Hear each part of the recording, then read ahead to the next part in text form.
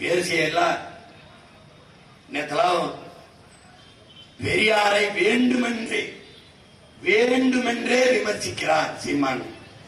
சத்தியமாக சொல்கிறேன், பெரியாரை நான் வேண்டும் என்று விமர்சிக்கவில்லை, வேண்டவே வேண்டாம் என்றுதான் விமர்சிக்கிறேன்.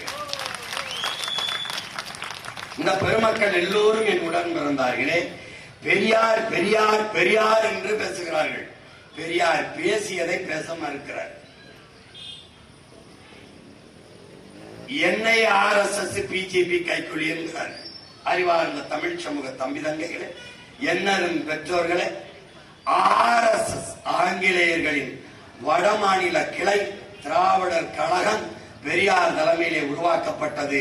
தென் மாநிலங்களின் கிளை ஆங்கிலேயர்களின் ஏவல் கிளை. எப்படி சொல்ற சீமான்? RSS காரர்கள் சங் பரிவார் ஜனசங்கத்தில் இருந்தவர்கள் விடுதலைக்காக போராடல. பகத்சிங் போல தூக்கலை தொங்கல. எங்கள் பாட்டன் வஉசி போல செக்கை இழுக்கல. என் தாத்தன் காமராஜ் போல, என் தாத்தன் தெய்வ திருமகன் முத்துராமலிங்க தேவரை போல, வாழும் என் அப்பன் நல்லகண்மை போல, எங்கள் முன்னோர்களை போல சிறையிலே இருக்கல. யாரு இருக்கல? பிஜேபி இருக்கல, RSS இருக்கல, இந்த நிலத்தில் பெரியார் இருக்கல.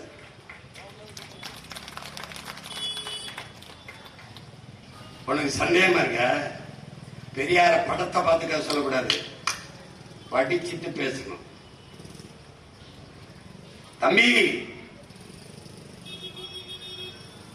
தப்பிக்கவே முடியாது நீ எந்த தர்க்கத்துல. நீ வா நான் சொல்லுவேன், நீ ஆனா இதான் சொல்றேன்னு சொல்லுவேன். ஏன்? என் முன்னவர்களின் மொத்த அறிவையும், என் முன்னவர்களின் மொத்த வீரத்தையும் மொத்தமா வாங்கி ஒத்தையா அடிக்கிறேன். பார்த்து பேசணும். நீ தாத்தன் பாட்டனை வீழ்த்துற மாதிரி நிக்காத. அவன் பேரன் சோரனா இல்ல, தீரனா வீரனா சூரனா வந்து நிக்கிறேன். என்னை நீ வெல்வது கடினம். ஒண்ணுதான் நீ செய்ய முடியும். வழக்கை போடலாம், சிறையில் போடலாம். அதை தவிர நீ ஒண்ணும் பண்ண முடியும்.